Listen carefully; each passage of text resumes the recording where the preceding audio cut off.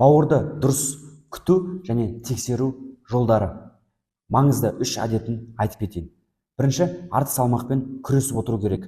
Қалыпты, тұрақты салмақ бұл бауырдың дұрыс жұмыс жасау кепілі.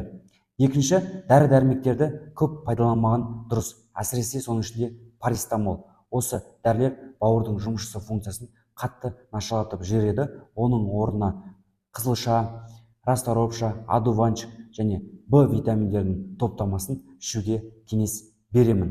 Үшінші, уақытылы тексерістен өткізіп тұрғандарыңыз дұрыс болады. Мысалға, УЗИ. Осы 3 маңызды әдетке назар аударыңыздар. Бауырда нервті клетка болмайды. Бауырда нервті клетка болмаған соң, оның ауырып жатқаны сіздерге сезілмейді. Біздің кванттық биоанализатор аппаратынан диагностиканы өту арқылы бауырдың 5 түрлі жұмыс жасау функциясын және гепатозды 100% дәл анықтап алсаңыздар болады. Толыққанды тексерістен өткізгіңіз келетін болса, төмендегі WhatsApp нөмірге жазыңыздар немесе хабарласыңыздар.